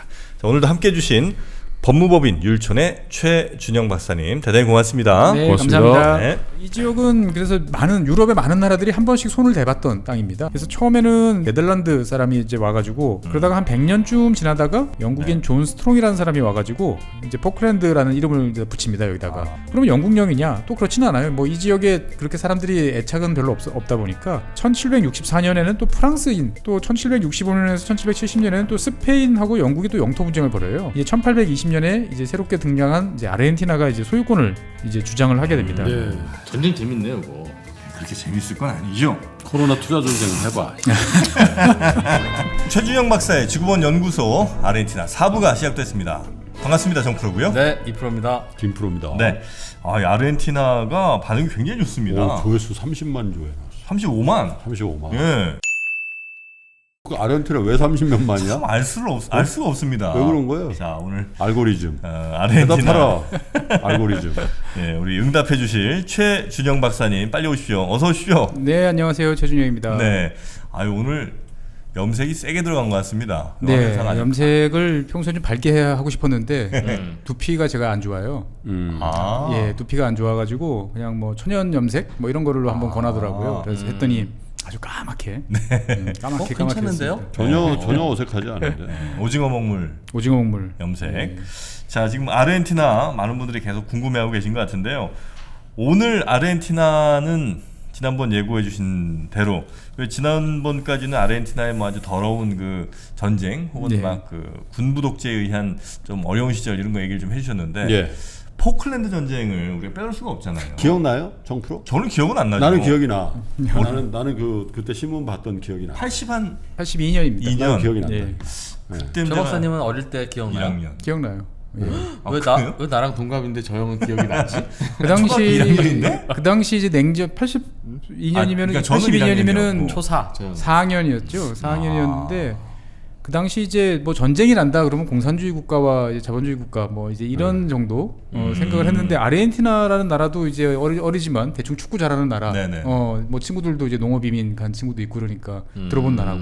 영국도 당연히 알고. 영국. 우리가 잘 아는 나라들끼리 왜 싸우지? 친구들 아니었어, 쟤네들? 되게 좀 신기하다 이런 생각으로 이제 봤던 기억이 납니다. 그 신문에 크게 났습니까 그때 당시에? 아이 그럼 크게 나오고 방송에도 예, 나오고 막. 크게 났었죠. 그리고 이제 그 딱 한 2달 정도 진행이 됐으니까 예, 중간에 큰 이제 몇 번의 이제 고비들이 있었죠. 네네. 그것들이 또 나기도 하고 뭐 이러면서 이제 기억이 많이 났는데 네. 일단 뭐 포클랜드가 정확하게 어떤 섬이고 왜 여기 때문에 전쟁이 났는지 뭐 예. 한번 쭉 시작을 해보죠 한번. 예, 포클랜드는 뭐 그 아르헨티나 동해안 쪽에서 이제 한 480km 정도 떨어진 섬입니다. 예. 남극에서부터는 한 900km 정도 떨어진 섬이에요. 가깝네요. 그러니까 상당히 남극권에 가까운 섬이죠. 보면은 예. 요즘에 이제 우리나라 국민들도 이제 그 유심히 잘 식당에 가서 보시면 포클랜드라는 지명을 자주 보실 수 있어요. 포클랜드를요? 오징어 원산지가 여기 있는 경우가 많아요. 보면. 강릉이지 속초. 없어요. 요즘 비싸서 못 먹습니다. 보면은. 언제적 강릉에 보통 페루 아니었습니까? 페루? 페루산도 있고요. 그러니까 네. 이 밑에 쪽까지 내려가서 잡는 거죠. 아, 네. 오징어 우리나라처럼 많이 먹는 나라도 별로 없죠. 없죠. 없습니다. 보면은. 아 그래요? 오징어 네. 다른 이태리 나라에 먹죠. 이태리. 이태리 먹습니다. 이태리도 좀 먹고 사실 네. 먹기는 먹죠. 왜냐면 이제 이태리 먹물 다 이제 요리도 있고 하니까. 근데 우리처럼 이제 일삼아 이렇게 회로도 먹고 대처도 먹고 말려도 그다음에 먹고, 뭐 말려서 말려서도 구워 먹고 먹고. 방건조도 시켜서도 먹고 보면은 껍데기 벗겨가지고 이제 말려가지고 포로 네. 떠서 먹기도 하고. 자, 그래서 포클랜드라는 데는 오징어 많이 잡히는데요, 그러면? 그렇죠. 물고기 많이 잡혀요. 물고기가 많이 잡혀가지고 나중에 말씀 다시 드리겠지만 물고기 팔아서 아주 잘 사는 나라는 아니고 이 포클랜드 주민들은 아주 행복하게 잘 살고 있어요. 아, 거기는 주민들이 많습니까? 많지는 않고 한 2,000명 정도. 이제 2,000 명밖에 없어요? 예, 예. 오우 조그만 데네. 예. 근데 여기는 대륙으로부터 대체로 좀 많이 떨어져 있어갖고 네. 한번 거기서 살면 밖에 어디 나가기는 쉽지 않죠. 예. 그럴 것 그래도 같긴 이제 해. 공항도 있고 뭐 비행장도 있으니까 예. 움직일 수는 있는데 생각해 보면 웃기는 거죠. 이게 그 아르헨티나 입장에서 보면 자기네부터 한 480km, 그러니까 서울에서 부산 정도 거리잖아요. 아, 가깝네. 가깝죠. 그러니까 아르헨티나처럼 땅덩어리 큰 나라에서 한 500km 정도는 뭐 거의 가까운 붙어 있다고 엎드리면 보는 코다할 거네. 텐데 그러네. 이 포클랜드 제도는 이제 영국령이죠. 영국에서는 한 10,000km 이상 와야 되니까 네. 지구 반대편에서 이제 다스리고 있는 거죠, 보면은. 그래서 오. 전쟁이 났던. 아, 여기구나. 예. 그래서 포클랜드 입장에서 섬은 이제 한 700개 정도로 이제 많은 섬들로 되어 있는데 아주 작은 섬까지 합하면 네. 그 중에서 이제 큰 섬은 이제 동포클랜드, 서포클랜드 한 두 개로 이루어져 있어요. 네네. 그래서 이제 동포클랜드에 이제 이 포클랜드 제도를 다스리는 이제 수도인 스탠리가 있는 곳이 이제 동포클랜드고요. 예, 서포클랜드 두 개로 나눠져 있는데 여기는 한 18세기 때까지는 이제 펭귄 동네였어요. 아, 펭귄이 펭귄. 이 동네 예, 살아요? 펭귄이 남극에만 사는 거 아닙니다 보면. 아. 꽤 위에까지 많이 올라와요. 예. 이 지역은 그래서 많은 유럽의 많은 나라들이 한 번씩 손을 대봤던 땅입니다. 그래서 처음에는 1600년에는 처음에 네덜란드 사람이 이제 와가지고 여기를 처음 발견했어요. 그러다가 한 100년쯤 지나다가 1690년에 영국인 네. 존 스트롱이라는 사람이 와가지고 자기가 이제 이 지역까지 항해 탐험 여행을 올 수 있도록 도와줬던 후원자죠. 네. 포클랜드 백작 이름을 따가지고 이제 포클랜드라는 이름을 이제 붙입니다 여기다가. 아. 그래서 그 이름이 지금까지 내려와서 이제 네. 포클랜드 제도라고 이제 하는 거고요. 그러면 영국령이냐? 또 그렇지는 않아요. 뭐 이 지역에 그렇게 사람들이 애착은 별로 없다 보니까 이제 1764년에는 또 프랑스 사람이 와가지고 이 지역에 이제 정착을 시킵니다 처음으로. 네. 그러니까 이민자를 정착시키는 거죠. 그래서 이때부터 사람이 본격적으로 살기 시작을 하는데 이때 이제 이 사람들이 이제 그 말루이스라고 이 지역을 부르고 그래서 이게 지금 아르헨티나 말로 하면은 이제 말비나스. 말비나스. 예, 영어로는 포클랜드. 그다음에 아르헨티나 스페인어로는 이제 말비나스라고 하는 그러니까 이 명칭이 다른 거죠. 우리가 독도를 뭐 우리가 부르고 그다음에 일본이 부를 때 다르게 부르듯이 그런 식으로 이제 각각 부르는 용어가 다른 건데 이렇게 하다가 또 1765년에서 1770년에는 또 스페인하고 영국이 또 영토 분쟁을 벌여요. 네. 서로 자기 땅이라고 이제 우깁니다. 그래서 이 땅을 예, 그래서 서쪽은 영국, 동쪽은 스페인 또 이렇게 좀 나눠 갔다가 이 스페인이 여기까지 또 함대를 보내요. 여기까지 함대를 보내니까 일단은 영국에 있던 영국이 파견했던 총독이 일단 작전상 후퇴를 외치고 이제 도망갑니다. 근데 영국이 이제 질 수 없다 그래가지고 다시 또 함대를 보내니까 이번에는 또 스페인이 또 반대로 또 철수하는 이제 이런 식으로 되다가 결국은 유럽에서 이제 나폴레옹 전쟁이 이제 격화되면서 이제 이 머나먼 땅덩어리까지 아무도 신경을 안 쓰는 거죠 보면. 아, 그냥 방치가 됐군요. 예, 방치가 돼 있던 와중에 네. 이제 1820년에 이제 새롭게 등장한 이제 아르헨티나가 이제 소유권을 이제 주장을 하게 됩니다. 네. 그러니까 소유권이 좀 애매한 상태였던 거죠. 영국 땅인 것 같다라는 생각이 드는데, 그러니까 영국은 자기 땅이라고 생각은 하지만 적극적으로 이제 권리 행사는 안 하던. 뭐 유럽 대륙이 원체 바쁘다 보니까. 무인도였으니까 뭐 그 당시 아르헨티나도 제일 가깝긴 한데. 그렇죠. 근데 이제 관리도 제대로 안 독립국으로 했겠네. 이제 우리가 먹을 거는 좀 챙겨 먹자. 이제 이런 식으로 이제 나갔던 거죠. 사람이 있어야 관리비 주민세를 어디다 냈는지 그거 딱 나오는데. 아주 넓은 섬은 넓은 섬은 아닌데 아니죠. 이 지역이 이제 남극하고 가깝잖아요. 그리고 네. 이제 대서양하고 태평양을 연결하는 이제 그 지점쯤에 있기 때문에 이제 휴게소 같다 이렇게 생각하시면 돼요. 대서양에서 태평양으로 건너가기 전에 이 지역에 잠시 좀 들러서 쉬기도 하고. 그래서 이 지역을 둘러싸고 이제 그 1830년쯤에 보면은 이제 드디어 저 북미에 있는 미국 형님까지 나타나십니다. 미국도 탐을 내요? 미국이 탐을 낸다기보다는 미국이 이 당시에 제일 주력 산업 중에 하나가 포경 산업이었어요. 고래잡이. 아. 예. 미국이 고래를 많이 잡았어요. 고래 많이 잡았어요. 이 사람은 저 일본까지 가서 그래서 저기 있지 않습니까? 공에. 모비딕이 괜히 나왔겠습니까? 그럼. 소설이. 자기는 그렇게 잡아놓고 일본 잡는다고 그렇게 또 뭐라 그래. 그러니까 옛날에 다 같이 잡을 때 상관없는데 이제는 일본 혼자 잡으니까 이제 그러는 거죠. 보면은. 그래서 이제 이 미국 포경선들이 등장을 해서 여기를 이제 포경선 기지처럼 예 사용을 이제 하고 다양한 있었어요. 용도로 쓸 수 있는 섬이었구나. 예. 그러다가 이제 이 지역에 뭐 영유권을 주장하는 이제 사람들이 뭐 서로 나타나고 국가들이 나타나다 보니까 이제 애매해진 상태가 유지되다가 결국은 이제 영국이 이제 정리를 해버립니다. 됐고 우리 땅이야.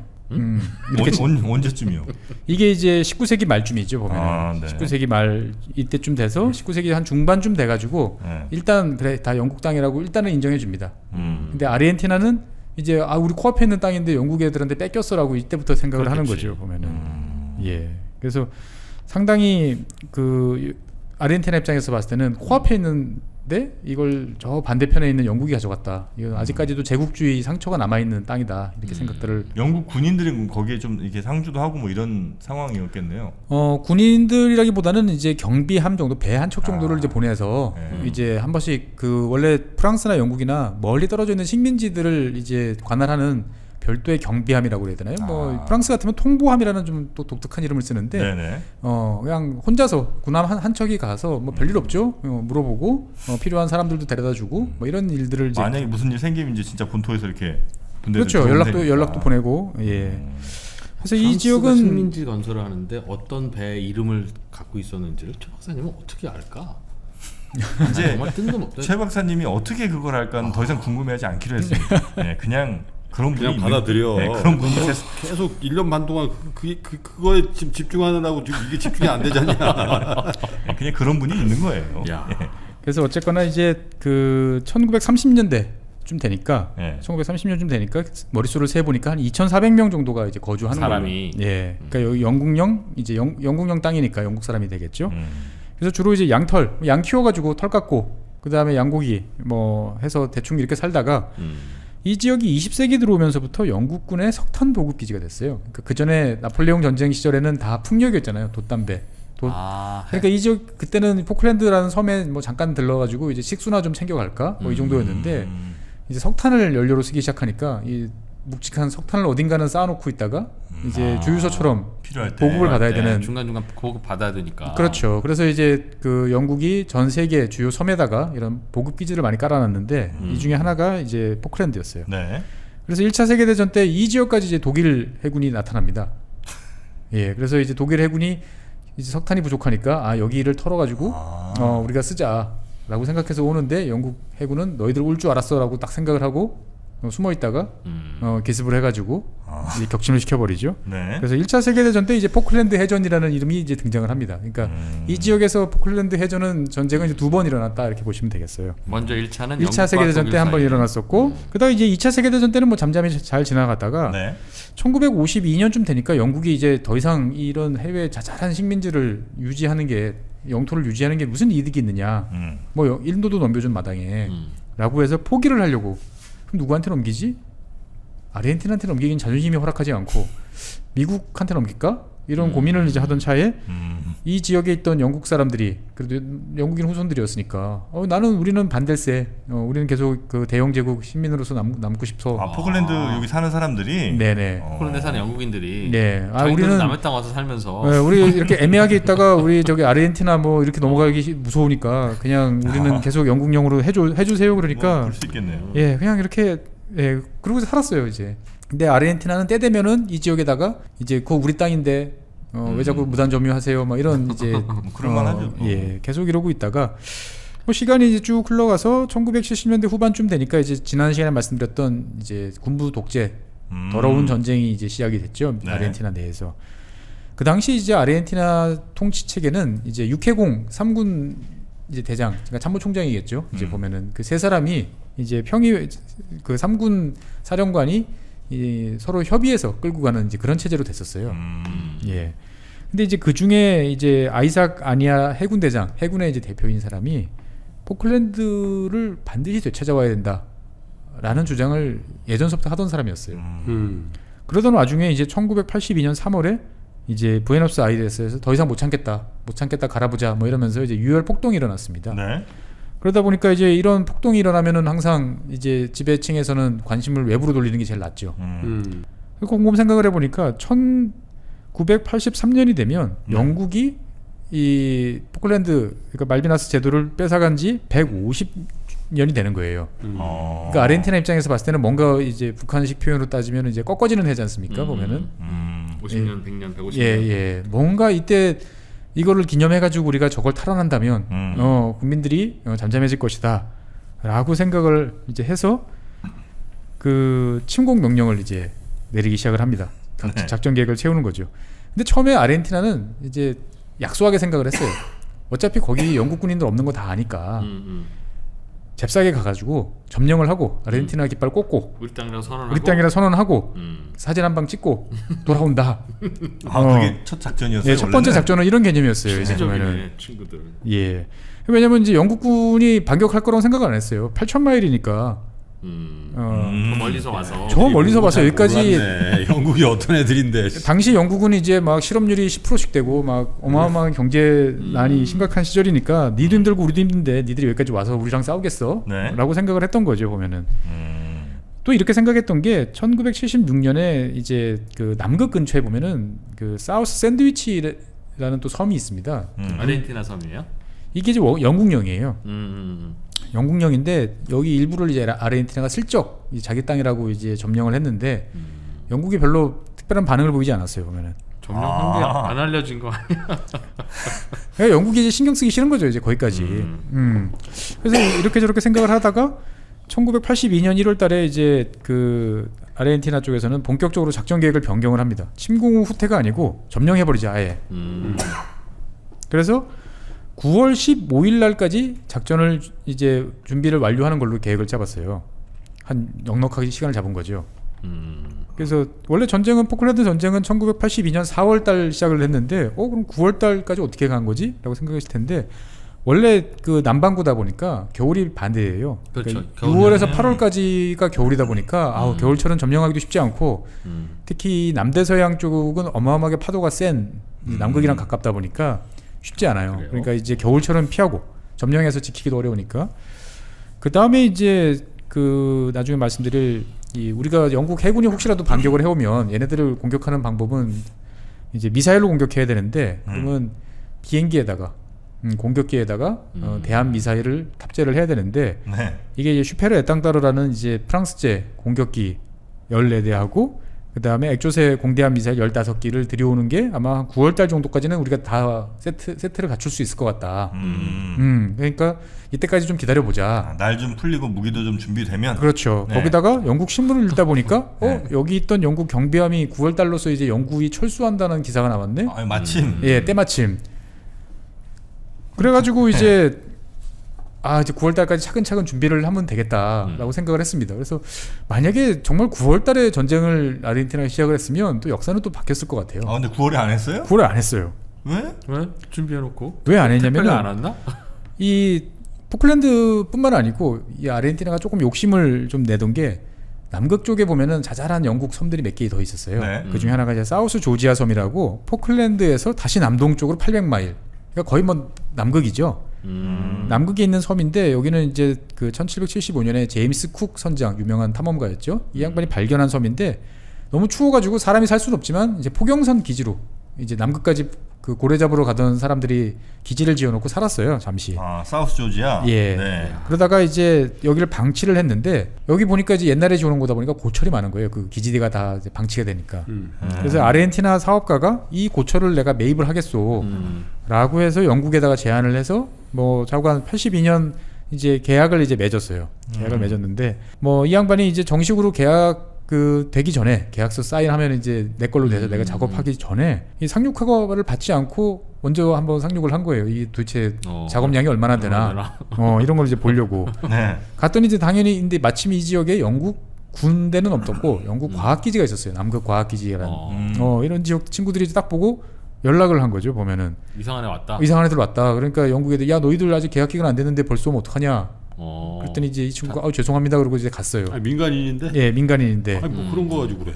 그랬다는 그러다가 1982년 3월달에 다시 이제 상륙을 했는데 이때는 이제 정말 이제 제대로 된 그 인부들도 챙기고 장비들도 챙겨서 이제 왔는데 그 고철 상인이 예. 왔는데 이제 오자마자 이 친구들이 이제 영국 땅이지만 이제 아르헨티나 사람이 왔다고 아르헨티나 깃발도 꽂고 뭐 이제 세레모니를 좀 했구나. 예, 세리머니를 좀 하다 보니까 이게 이제 다시 연락이 간 거죠. 그러다 보니까 영국이 이 지역에다가 이제 군대를 파견합니다. 네. 해병대 22명을 보내요. 22명이요? 예.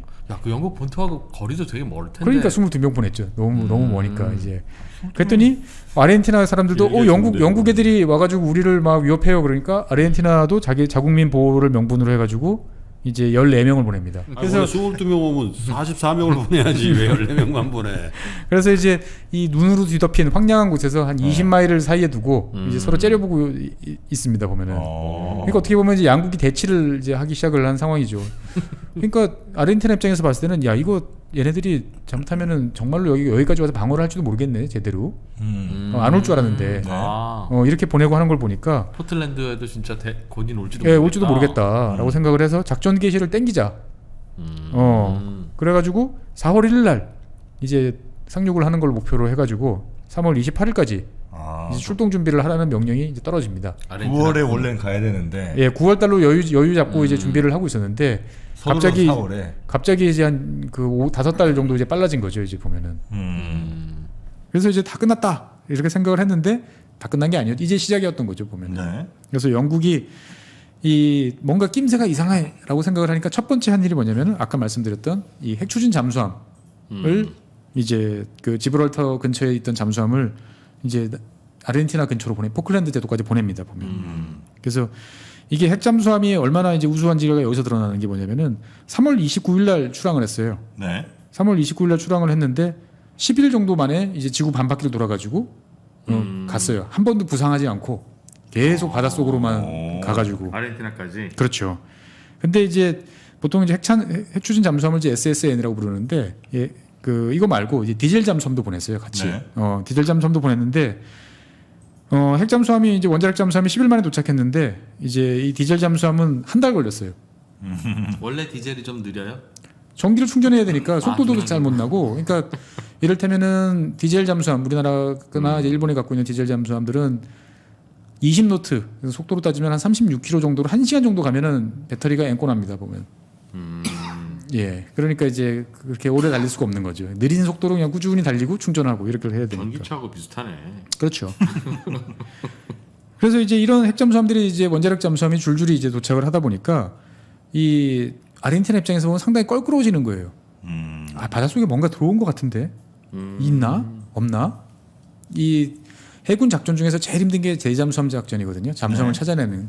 아르헨티나 같은 나라가 할 수 있는 역량이 없죠. 보면 세계적으로 잠수함을 찾아낼 수 있는 역량을 갖춘 나라는 몇 나라 없어요. 그것도 쉽지도 않은데. 그래서 원래 이제 해군들이 큰 배를 좋아하는 이유 중에 하나가 뭐냐면은 실제로 싸우는 데도 좋지만 남한테 이 세력을 현시 보여주는 이런 기능들이 좋아요. 그러니까 일반인들은 잘 모르잖아요. 저 배가 구닥다리인지 어떤지 잘 모르겠으나 일단 크고 대포 많이 실려 있고 그러면 오우 쎄 막 이러는 느낌이 듭니다. 근데 이제 그에 비해서 잠수함 같은 경우는 사실 실용성은 좋은데 남한테 보여줄 수는 없잖아요. 근데 또 한편으로 보면 제가 있는 것 같은데라는 생각이 들면 행동을 억제라는 거죠. 아르헨티나 해군이 맘 놓고 이제 다니기가 핵잠수함이 우리 근처까지 온 거 아닌가? 오면 어뢰를 쏠 수 있다. 그렇죠. 예, 잠수함이 돌아다닌다 생각하면 활동이 어려워지는 거죠 보면은. 그래서 어쨌거나 이 영국 해군 입장에서 봤을 때는 이제 우리가 이걸 방치하면 안 된다라고 생각을 해서 영국 해군 이제 해군 대장, 우리로 따지면 해군 참모총장 같은 이 사람이 대처 수장이 부르지도 않았는데 먼저 찾아갑니다. 이길 수 있습니다. 일단 잠수함은 보내놓고. 예, 그렇죠. 예. 그래가지고 국방장관은 이건 힘들겠는데라고 생각하던 차에 이제 해군이 먼저 수장님 이건 무조건 가야 되고 무조건 이깁니다. 그러니까 대처 수장이 오케이라고 이제 이야기를 합니다. 대처 수장은 놓고 가세요 이렇게 안 했나 보네요. 그렇죠. 근데 사실 이제 영국 해군은 뭐 썩어도 준치라고 그래가지고 세계 한 3위 정도 해군력을 유지를 하고 있었죠. 네. 그러니까 이제 그 아까 말씀드렸던 전략 탄도 미사일을 실은 잠수함 한 4척. 예, 여기 있는 미사일은 다 미제죠. 그 다음에 그냥 공격형 원자력 잠수함이 한 11척, 경항모 2척, 뭐 이런 이제 한 세계 3위급의 이제 그 수준의 그 해군력을 보유하고 있었는데 네. 이거는 이제 82년 기준이었고 78년까지는 이제 팬텀기를 운영할 수 있는 한 5만 톤급 정규 항모도 가지고 있었어요. 아크로열이나 뭐 이런. 예, 우리나라 지금도 팬텀기 있죠, 공군에서 쓰는. 네. 이 팬텀기가 원래는 해군에서 개발한 거예요, 미국 해군이. 공군은 제가 전문입니다. 예. 그래서 해군에서 먼저 쓰던 거를 미국 공군이 자기들이 개발한 것보다 더 좋다라는 걸 알게 되고 자존심을 굽히고 이제 쓰게 된 거죠. 근데 이제 그래서 영국 해군은 1970년대까지는 동남아시아, 중동을 담당하는 뭐 막강 파워가 있었죠. 그러다가 이제 싱가포르에도 극동함대 사령부도 있었고, 인도양에 꼬박꼬박 항모 한 척씩을 이제 배치를 해놨다가 1966년에 노동당 정부가 이제 집권을 하고 난 다음에 야 이제 전쟁놀이 그만하자, 돈도 없어. 그래가지고 신규 항모 건조를 막 하려고 했던 걸 다 취소. 그러면 항모 없으면 뭐예요? 그러면 야 미국에서 우리가 큰 폭격기를 들여오면 돼. 그걸로 미사일로 쏘면 되니까 걱정하지 마. 라고 했는데 결국 그것도 돈이 없어서 못 싸우죠. 항모는 항모대로 치우고. 네. 그래서 1968년에 정식으로 선언을 합니다. 이제 더 이상 대영 제국 해군은 이제 세계 경찰 노릇을 안 한다. 이런 상황이 이제 된 거죠. 이제 보면은. 근데 하지만 썩어도 준치라고. 어쨌거나 세계 3위 정도의 이제 해군력을 가지고 있었고요. 썩어도 왜 준치가 뭔지 알아요? 준치? 준치요? 준치가 왜 썩어도 준치예요? 준치가 준치가 뭐 어떻게 생겼는데? 좀 좋은 물고기 아니에요? 준치는 가시가 많아서 그래요. 가시가 많아서. 준치가? 예. 아니 근데 내가 지난번에 제주도 갔더니 준치가 오징어하고 그 오징어 뭐죠? 있잖아 또 오징어 비슷한 거. 문어? 아니. 꼴뚜기. 오징어 비슷한 거요? 아니 안주로 많이 먹는 거 있잖아. 한치? 한치 중간쯤 되는 준치가 있던데. 글쎄요. 그게 오징어예요? 오징어 준치가? 나중에 준치 구워서 한번 먹었는데 다음 시간에 확인해서 한번 맛이 보시죠. 오징어도 아니고 한치도 아닌 준치가 있더라고. 비싸게 받았죠. 15,000원. 일단 우리 당연히 당했어. 썩어도 준치다. 네, 우리 저 김프로님이 일단 당했다는 걸 제가 한번 증명 비슷하게 해드리겠습니다. 일단 준치는요 오징어랑 전혀 다르게 생겼고요. 청어과랍니다. 청어과. 가시가 많아요. 말릴 수가 없어요. 이건 준치니까 비싸게 받았어. 아, 나 나이가 들면 들수록 많이 당해 이거. 네, 그래서 우리 김프로님의 오징어였네. 그건 그냥 오징어였던 걸로. 네. 영국이 이 당시 이제 급하게 보내느라고 이제 함대를 뭐 체계적으로 다 구성하는 게 아니고 일단 갈 수 있는 놈들부터 이제 보냅니다. 그래서 이제 어느 놈을 보낼지 하고 생각을 해보니까 의외로 쓸만한 놈이 별로 없어요. 왜 쓸만한 놈이 별로 없냐고 생각하니까 일단 군함인데 그 함포가 없어요. 대포가 안 실려 있어요. 영국에? 예. 왜? 그 전쟁 생각을 아예 안 하고 살았다. 아니요. 전쟁을 생각하고 만든 함정인데 이런 유의 전쟁이 있을 거라 생각을 안 한 거죠. 당시 영국 해군의 주 목적은 뭐였냐면은 미국 해군을 도와가지고 대서양에 들어와 있는 소련 잠수함을 전시가 되면 추적해서 격파하는 게 일이었던 거죠. 그러니까 잠수함을 쫓는데 최적화되면 되기 때문에 굳이 옛날식 구닥다리 함포를 실을 필요가 없던 거죠. 근데 막상 이제 아르헨티나랑 싸우려고 보니까 그런 잠수함 잘 잡는 배는 쓸 데가 없고 다시 옛날식 함포가 있으면 좋은데 그런 함정이 별로 없던 거죠 보면은. 그래서 어쨌거나 이제 당시에 있던 허미즈라는 이제 그 항공모함하고 그다음에 네. 인빈서블이라는 경항모에다가 해리어기를 탑재해서 보냅니다. 그리고 이제 해병대도 이제 한 4,000명 정도를 보내는데 수송선이 부족하니까 이제 여객선하고 그다음 민간 선박을 이제 그 빌려서 보내려고 했더니 이 민간 선박을 갖고 있던 해운 회사들이 요청을 합니다. 차라리 징발을 하세요. 사가라 차라리. 징발을 하라고 그냥 그 전시 명령으로 국가가 이제 가져가는 식으로. 왜냐하면 해운회사 소속으로 해서 전쟁 지역에 가면 보험료가 막 10배 20배씩 치솟기 때문에 너희들 줄 것도 아닌데 그러려면 차라리 그냥 가져가세요 보면. 우리 사고기록 남는다. 예. 뺏어가는 건 괜찮은데. 네, 차라리 우리 뺏어가고 소속으로 갖다가 잘 쓰고 돌려주세요 이게 낫지. 그냥 우리 거 그냥 갖고 가자 이러면 가져가자 이러면은 곤란하다는 거죠 보면은. 예. 그래서 어떻게 됐어요? 그래서 이제 갔죠. 이제 네. 가는데 이제 여기서 보면은 이제 유명한 항공모함들이 나오죠. 뭐 허미즈라든지 그다음에 인빈서블이라든지 뭐 이렇게 나오는데 이제 네. 우리나라 이제 좀 군대 밀리터리 좋아하시는 분들은 인빈서블이라는 항공모함 이름이 익숙할 거예요. 지금은 이제 퇴역해서 없어졌는데. 인빈서블. 예, 인빈서블이라는 항모가 있는데 이제 경항모죠. 경항모고 네. 또 미국식 항모는 어떻게 생겼죠? 이제 활주로가 배가 이렇게 똑바르지가 않고 옆에 예, 약간 약간 사선이죠. 옆으로 이렇게 돼 있죠. 네. 이제 앵글드 데크라고 그러는데 이게 뭐냐면은 이제 그 착륙과 이륙을 동시에 하려고 일부러 그렇게 만든 거예요. 그러니까 항공모함에서 활주로를 약간 예, 활주로가 두 개 있다 생각하시면 돼요. 그래서 대각선으로 이렇게 있어가지고 한쪽에서는 이쪽으로는 이제 이륙을 하면은 이쪽에서 착륙을 하든지 나란하게 하면 두 라인이 안 나오니까. 동시에 쓸 수가 없으니까 그래서 일부러 데크를 앵글드 이제 각을 줘가지고 이제 이렇게 만든 그렇죠. 이제 그렇게 항모들이 있고 그 다음에 이제 미국 항모 뭐 탑건 옛날에 보신 분들 네. 아시겠지만 비행기 이렇게 딱 띄우고 나면은 연기가 훅 일어나잖아요. 네. 그게 이제 그 스팀 캐터펄트에 보면은 이제 그 추진기죠. 비행기가 정지 상태에 있던 비행기를 이륙 속도만큼 이제 밀어주는 이제 이 캐터펄트를 이제 그 증기로 물을 끓여가지고 이제 쓰는 거죠 보면은. 아 그러면 그 항공모함에서 비행기 뜰 때 네. 비행기가 빨리 확 달려갖고 뜨는 게 아니라 밑에서 뭐가 이렇게 샥 밀어주는 게 같이 하는 거죠. 아. 그러니까 이제 짧은 활주로 때문에. 그 비행기에 탑승하고 있는 파일럿은 이제 쉽게 말씀드리면 이제 브레이크 잡고 엔진을 이제 풀 파워로 이제 추력을 올리고 있는 거죠. 그 상태에서 새총 쏘듯이. 그렇죠. 딱 잡아당기고 있는데 그걸로만 해도는 안 되니까 아, 그리고 밑에 보통 우리 저 전문 용어로 운전 좋아하시는 분들이 훅 가시는다고 하거든요. 아 그래? 여기 N에다 놓고 악셀 풀악셀을 막 밟다가 예 뒤 놓고 팍 이제 나가는 거죠. 그렇죠. 왜 그래? 캐터펄트가 이제 딱 그 가오죠 가오. 밀어주면은 이제 뭐 미국식 애들 표현에 따르면 뭐 키딜락을 이제 몇백 메다 날려버릴 수 있는 그 정도 추진력이 이제 막강하죠. 그러니까 미국 항공모함들은 이걸 원자력 그 추진 체계를 이용해 가지고 한 항공모함에 그런 캐터펄트가 4개씩 있어요. 그러니까 동시에 이륙시키고 착륙시키고 어마어마한 이제 일들을 할 수 있는데 네. 세계에서 그런 스팀 캐터펄트를 만들 수 있는 나라는 미국밖에 없어요. 지금도. 아 그래요? 네. 다 그러니까 뭐 프랑스 항공모함도 미제를 수입해서 쓰는 거고. 근데 이제 커야죠. 몇만 톤씩 되다 보니까 그쵸. 영국은 이제 항공모함 그런 큰 항공모함을 가질 수가 없는 거였어요. 그래서 이제 항공모함을 포기하자 우리 깨끗하게. 근데 생각을 해보니까 항공모함이 없으면 나중에 이 소련 애들하고 싸울 때 게임이 안 된다라는 결론이 도달한 거예요. 네. 그러니까 왜냐면은 소련 친구들은 이제 옛날 독일식으로 이제 대서양 항로를 격파하려고 하는데 바다에서 싸울 때 제일 힘든 일은 뭐냐면 상대방이 어딘지 찾는 거예요. 서울에서 김서방 찾기죠 보면은.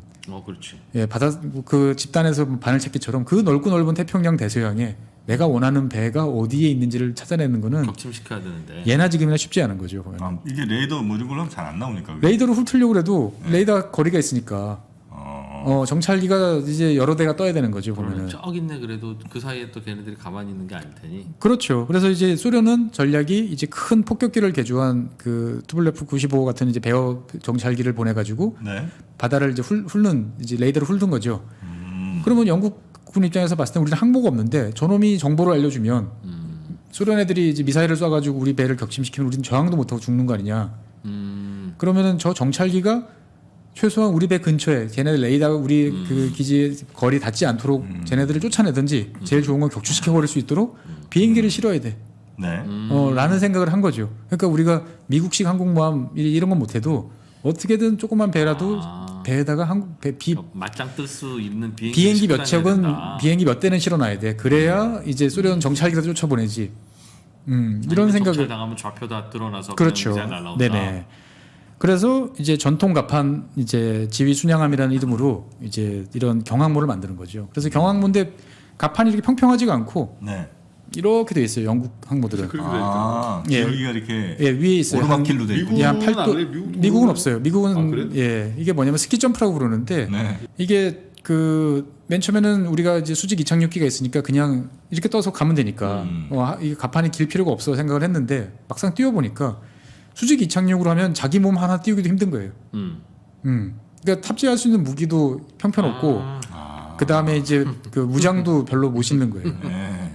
그래가지고 이거를 이렇게 하려고 생각을 했는데 영국군 어떤 장교가 생각을 한 거죠. 야, 이거를 좁은 갑판에서 요만큼 달리는 것보다는 약간 경사를 줘서 위로 탁 뛰어오르면 그게 이렇게 훨씬 더 낫지 않겠느냐. 작다 이거지. 예, 짧은 단거리를 이륙을 해서 위로 약간 뛰면은 우리가 돌을 옆으로 던지는 것보다는 약간 위로 던지면 좋은. 그래서 스키 점프라는 걸 만들어서 실험을 해보니까 네. 이게 탑재량도 늘어나고 연료도 많이 실으니까 항속거리가 좋아지더라는 거죠. 야. 그래서 영국 친구들이 그 돈은 없어도 이 세계에서 처음으로 하는 시도들을 많이 해요.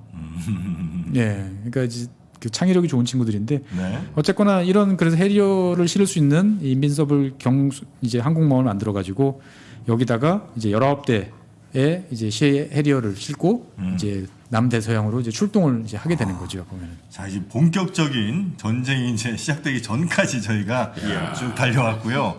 아 이제 사실 뭐 남의 전쟁을 이렇게 뭐 좋아할 건 아닙니다만 또 밀리터리 덕후분들이나 이 실제 전쟁을 본다는 게 굉장히 우리 드문 일이기 때문에 아마 관심들은 좀 많으실 것 같습니다. 그러면 다음 이어지는 시간에 완전군장하고 다시 해쳐 모여. 그렇죠. 이제 우리 잠시 휴식입니다. 군대에서 훈련받았던 것들 한번 다시 추억을 떠올리면서 진짜 전쟁이 어떻게 전개되고 결판이 어떻게 나는지 요걸 한번 우리 박사님과 이어서 듣도록 하겠습니다. 전쟁 재밌네요, 뭐. 그렇게 재밌을 건 아니죠. 전쟁도 안 해봐서 그렇지 뭐. 그러니까요. 전쟁이 얼마나 참혹한지 모릅니까? 코로나 투자 전쟁을 해봐. 코로나 투자 전쟁. 네, 저희가 이어지는 아르헨티나 오브에서 포클랜드 전쟁 본격적으로 한번 다뤄보도록 하겠습니다.